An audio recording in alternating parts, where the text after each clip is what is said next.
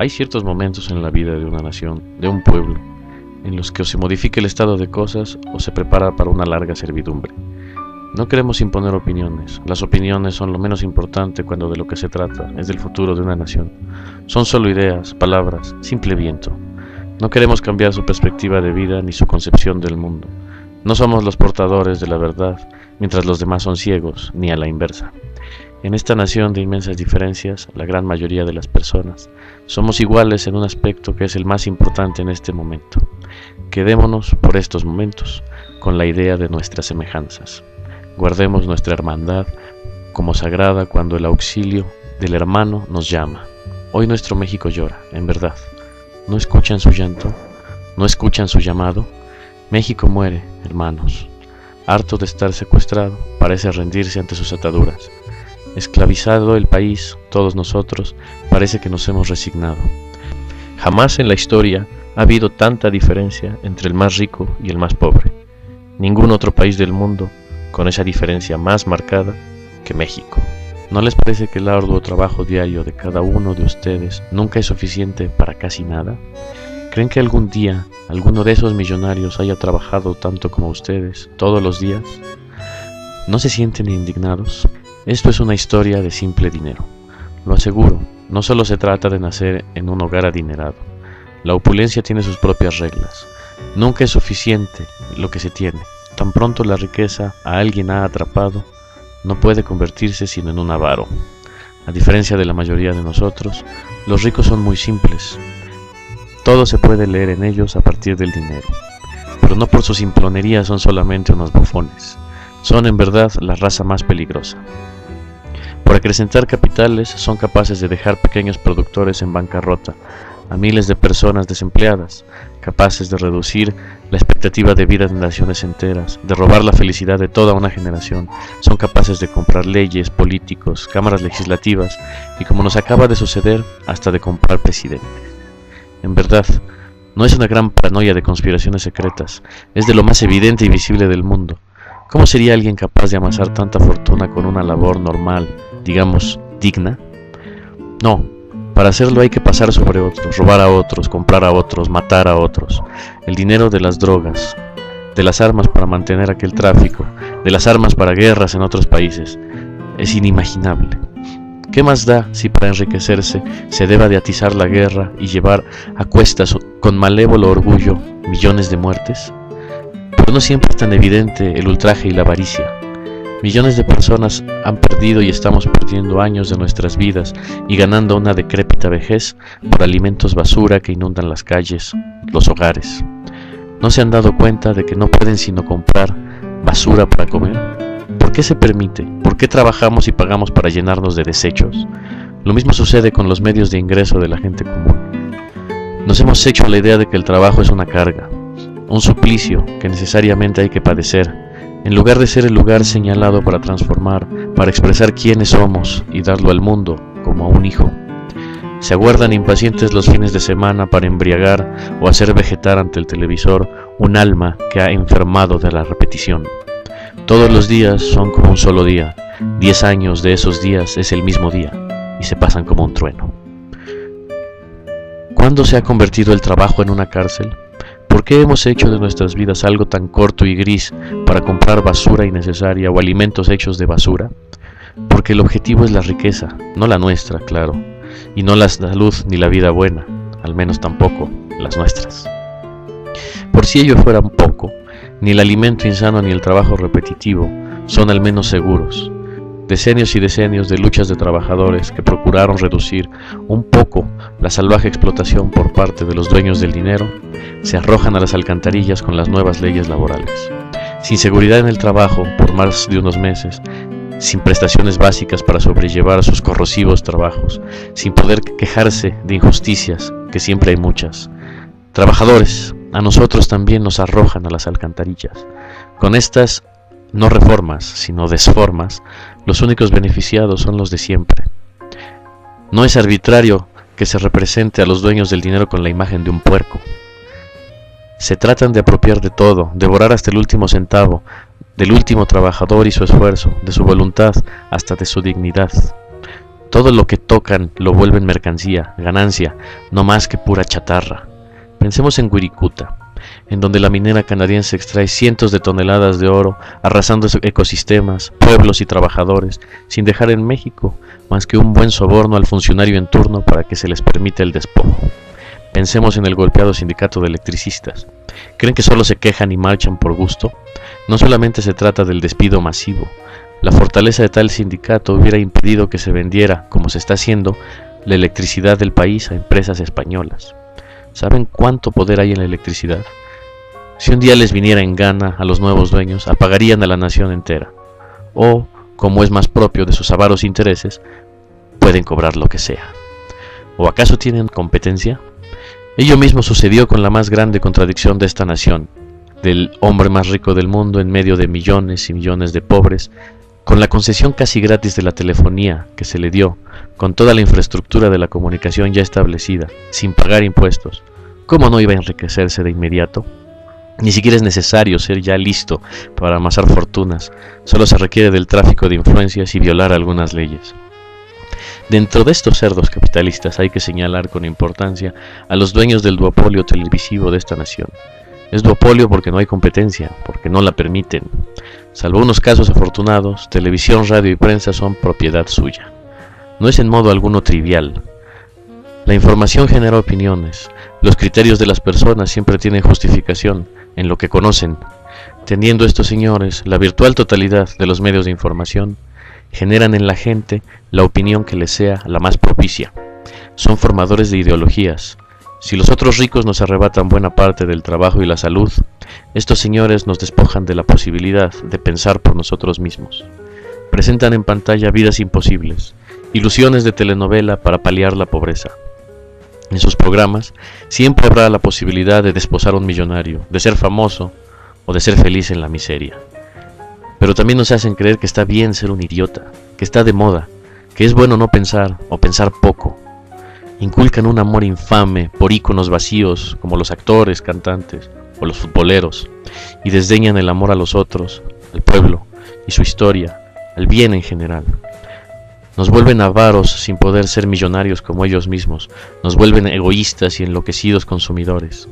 Gracias a ellos ya casi hemos perdido nuestra memoria histórica.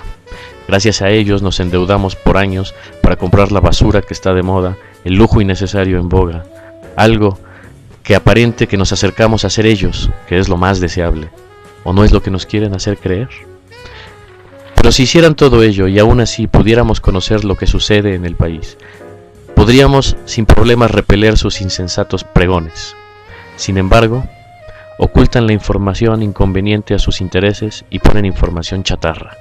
Las 7 basuras del día son siempre notas de nimiedades de la farándula, y si acaso mencionan algo de relevancia, son incapaces de presentarlo sin cambiar lo que sucedió, sin poner un poco o un mucho de su perspectiva.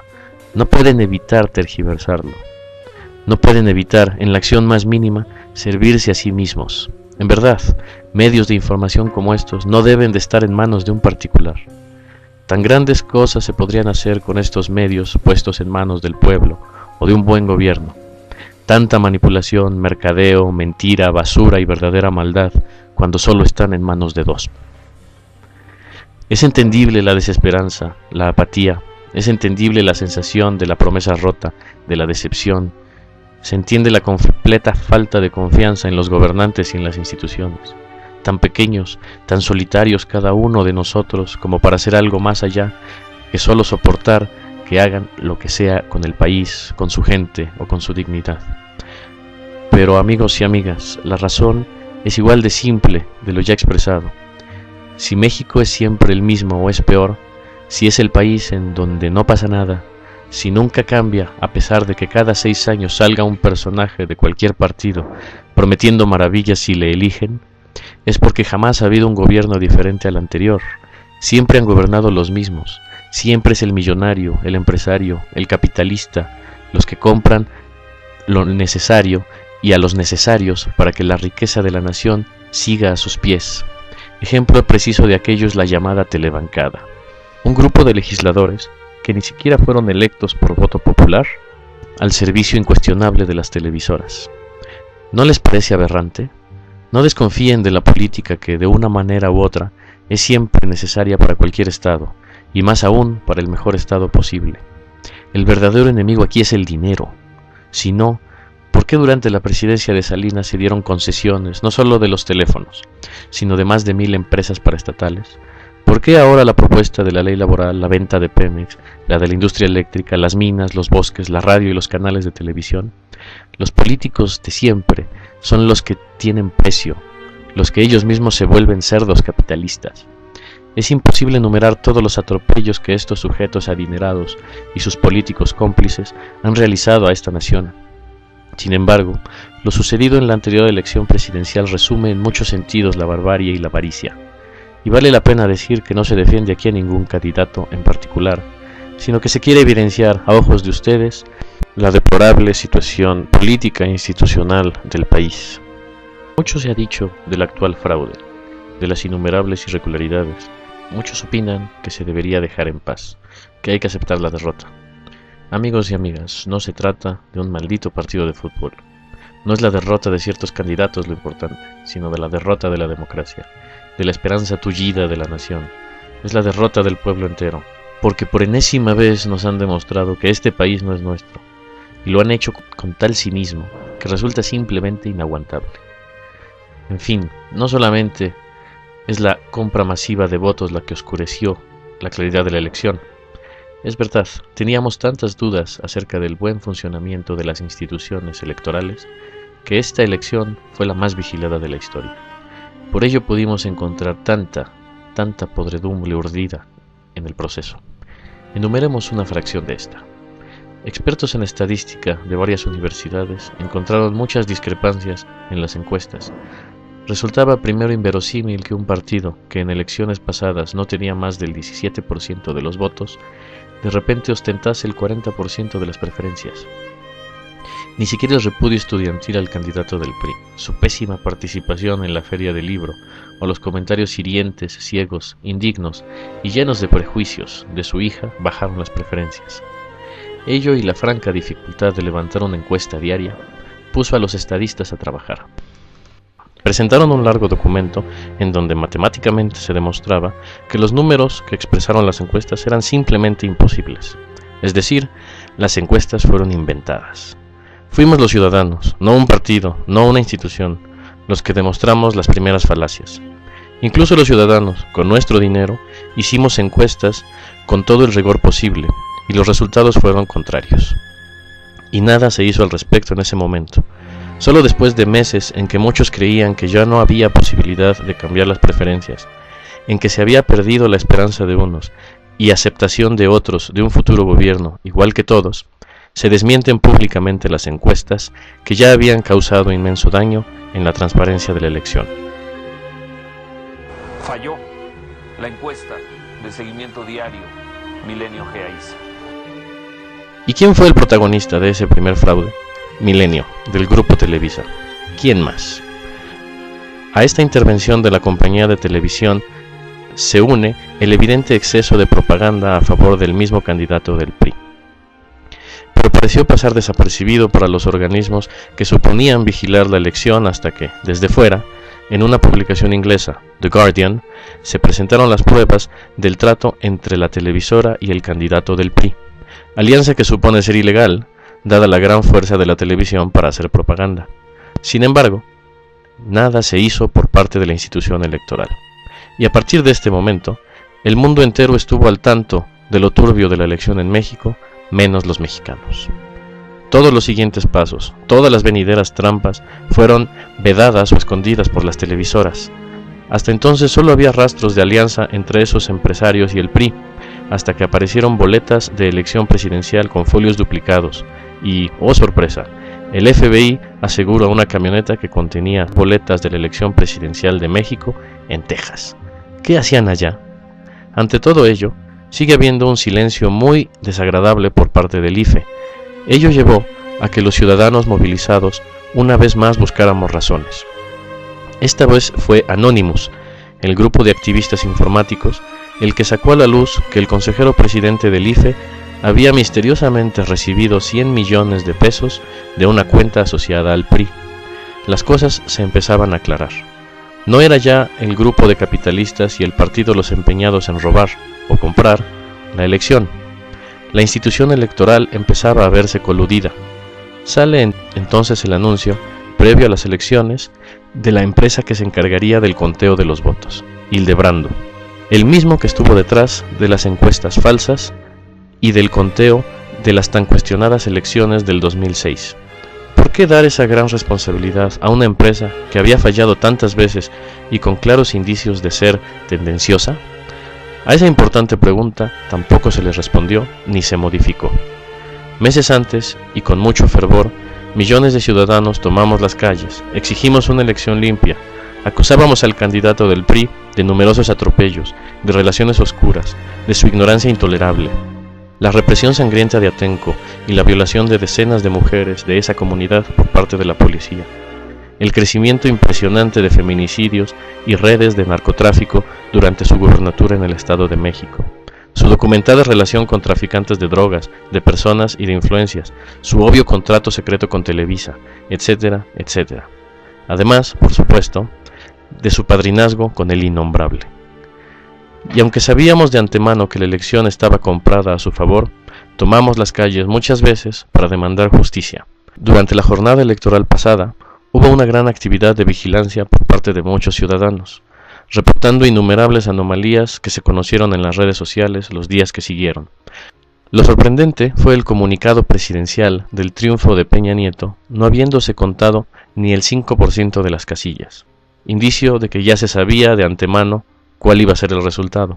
Sin embargo, el triunfo de EPN había estado asegurado meses, años antes de esa elección, planeado y patrocinado por los apoderados y adinerados, que creían que la población entera no podría hacer nada para redireccionar estos resultados.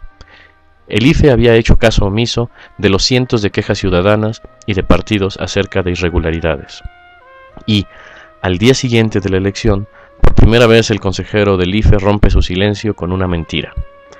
México tuvo una jornada electoral ejemplar, participativa, pacífica y realmente excepcional. Hemos consolidado nuestra democracia electoral. Eso de mentir se vuelve muy cotidiano en él. Los ciudadanos montamos páginas de internet para hacer un conteo independiente de aquel del IFE. Sabíamos que no sería un contrapeso legal, porque no contábamos con la infraestructura y fondos de aquella institución para contar todas las casillas. Pero fue muy útil por las falsedades y eventos desafortunados que pudimos documentar. En el proceso limpio hubo quema de urnas, robo a mano armada de urnas, rellenado de urnas, representantes de partido amenazados de muerte si asistían a la jornada electoral, cientos de personas alrededor del país con la queja de que parientes suyos ya fallecidos habían votado, muchas casillas que jamás se abrieron y que, sin embargo, sí tenían actas de elección, etcétera, etcétera. Y en el conteo, revisando el trabajo de Hildebrando, comparamos miles de actas de la página del IFE con miles de fotos de las sábanas de las casillas. De esta manera encontramos muchas actas computadas que quitaban un dígito al partido de la izquierda. Otras muchas que se presentaban como ilegibles para ese mismo partido, pero legibles para los demás. Casillas con un padrón menor a 100 personas que tenían computados 800 votos a favor del PRI, etcétera, etcétera. Una vez más, nuestros amigos de Anonymous revelaron datos de inmensa importancia. Hackearon la página del PREP no para echarla abajo, sino para vigilar el proceso, y encontraron que detrás del conteo que se hacía público en aquella página, había otro conteo en donde los porcentajes de votos a favor del candidato del PRI y el de los partidos de izquierda estaban al revés. Pero nada de eso salió a relucir en los medios de información normales. Y nada hubiera salido en absoluto si el escándalo de Soriana no hubiera traspasado las fronteras. Fue notorio que les resultó sorpresivo, pues Peña Nieto alegaba que se trató de una trampa de sus contrincantes, mientras Erubiel declaró que se trataba de apoyos que el gobierno del Estado de México daba a los ciudadanos. Los vendedores de su conciencia sabían que eran parte del crimen a la patria y se apresuraron a cambiar las pequeñeces que les tocaron por tal traición. Se compraron cerca de 5 millones de votos. Con algunos cientos de pesos les quitaron la dignidad a millones de pobres y otros millones vendieron la suya como si fuera una baratija. es una vieja usanza del PRI, mantener a la gente pobre para poder comprar su voto en las elecciones. ¿Y ya hemos consolidado la democracia? Pero el escándalo trascendió mucho más. El dinero de esa masiva compra se descubrió que procedía del erario público de los estados priistas y del narcotráfico. ¿Qué podríamos decir, amigos, si el presidente, que debería guardar la justicia y la legalidad de una nación, llegó por medios ilegales? Pero no solamente ilegales, es dinero sangriento, dinero de 80,000 muertes, dinero de adicción y de tortura, dinero por el cual hemos estado en oculta guerra los últimos años. ¿Qué clase de presidente vamos a tener? Los cerdos capitalistas a los que este candidato servirá ni siquiera fueron capaces de pagar su fraude, sino que ocuparon dinero de ustedes, de los impuestos de ustedes y de negocios genocidas para hacerlo. Es más, ni siquiera fueron capaces de pagar a sus representantes de casilla. ¿No lo ven? Ellos no pierden, ni siquiera si el negocio, porque para ellos no es más que un negocio, les beneficiará completamente. O sea, llegan y nos quieren dar 100 pesos. ¿Y qué opina del PRI, ¿no? ¿Y qué opina del PRI ahora? Ella no cumple. 600 y pico de personas. Había 600 y pico de fichas. Ante todo esto, el consejero presidente del IFE no dejaba de decir: fueron las elecciones más limpias de la historia. Para hacer tan cínica y abierta traición a la patria, el señor Valdés hubiera pedido más de 100 millones como soborno. Nada distinta fue la actuación de los magistrados del Tribunal Electoral, que, meses después de la elección, dieron el tiro de gracia a la democracia y a la legalidad en este país. Por supuesto, no estamos en contra de las instituciones ni, mucho menos, del Estado en su conjunto, pero sí estamos en flagrante inconformidad con estas instituciones que han avalado innumerables delitos electorales e irregularidades en el proceso. El IFE tuvo una actuación irresponsable, aberrante y sumamente cínica al pasar por alto las miles de pruebas de usos ilegales en la elección pasada. Aún con la generalizada inconformidad y a pesar de la evidente conciencia colectiva de esas prácticas fraudulentas, este instituto y su portavoz se atrevieron a declarar y recalcar que esta se trataba de la elección más limpia de la historia. ¿Acaso creen que somos ciegos o es que nos quieren hacer enfurecer? Por su parte, los magistrados del Tribunal Electoral no se atrevieron a tener una actuación más digna ante la delicada situación. Fueron deliberadamente omisos de las pruebas de fraude electoral. Fueron igualmente cínicos en sus decisiones. Su fallo a favor del señor Peña Nieto estuvo preludiado por una muy poco seria investigación y una lectura sin criterio de las leyes mexicanas. Los jueces, los verdaderos jueces, suponen tener la labor de encontrar la justicia en la aplicación de las leyes, de interpretar a la ley con ese fin. Sin embargo, su declaración y decisión dio una fuerte evidencia de una lectura de las leyes en sentido inverso. Por proteger los intereses de unos cuantos, hicieron lo posible para que la ley se hiciera ilegal. ¿Cuánto dinero les habrán dado a estos magistrados? Acerca de ello, nada sabemos, pero es de lo más probable. Con esta última estocada a los ciudadanos, a México entero, se nos acabaron los medios para hacer valer la justicia, para luchar contra la impunidad y la ilegalidad. Las instituciones se pusieron en contra de la nación, han traicionado a la nación entera, a todos ustedes, y parece que no podemos hacer nada. Y sin duda habrá muchos que crean que, de hecho, no deberíamos hacer nada, que así funciona esta nación. A ellos les responderíamos: ese señor llegó a la presidencia ayudado por muchos interesados, les debe mucho y les ha de pagar. Ya veremos cómo lidiarán ustedes con empleos cada vez peor pagados y cada vez menos seguros. Todos nosotros y nuestros hijos vamos a trabajar más y nos empobreceremos más. Cada vez los ricos serán más ricos. Ya veremos qué sucede con la privatización de Pemex, industria que asegura cerca de la mitad de los ingresos de esta nación. Cada vez menos servicios médicos, cada vez menos escuelas y universidades públicas, cada vez menos programas sociales y cada vez más impuestos para nosotros, porque los ricos no pagan impuestos.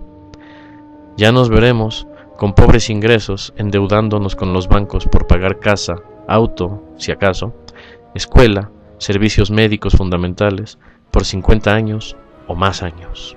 Ya nos veremos muriendo lentamente por comer basura toda la vida en un hospital y dejando a nuestros hijos una deuda millonaria por atrevernos a morir lentamente. Están queriendo crear una nación entera de esclavos que trabajen y produzcan con poco, que no piensen ni puedan quejarse, que malvivan sin poder ser felices, pero que usen sus tristes ingresos para seguir comprándoles. ¿Quieren acaso probar estas predicciones viendo cómo se hace en oscura realidad? No es necesario, ya se están cumpliendo. Vean críticamente hacia su ventana y observen cómo vivimos. Vean cómo rentan su casa o tardarán 30 años en comprarla. Vean cuánto les pagan y cuánto deben gastar. Vean ese México destrozado y lo sabrán. ¿Creen que no podemos hacer nada para cambiarlo? ¿Que somos demasiado pequeños? ¿Que somos débiles? Es falso. Nosotros, el 99.9% de los mexicanos, somos iguales. Estamos del mismo lado, en la trinchera de los despojados. Nosotros somos el motor de la nación, del trabajo, de la producción, del mercado. Nosotros tenemos toda la fuerza de México. Somos México. Ellos no. Claro que podemos cambiar esa oscura predicción. Claro que podemos cambiar el sufriente destino del país. Solamente debemos unirnos todos, otra vez, para salvarnos de la tiranía. Y no se trata de tomar las armas, de hacer la guerra. Suficiente sangre y dolor ya ha habido por los intereses de estos ladrones de patrias.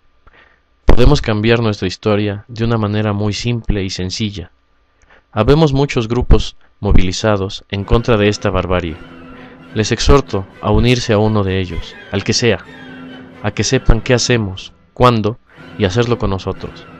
Les pido que hagan comunidad entre ustedes, con sus vecinos, amigos, familia.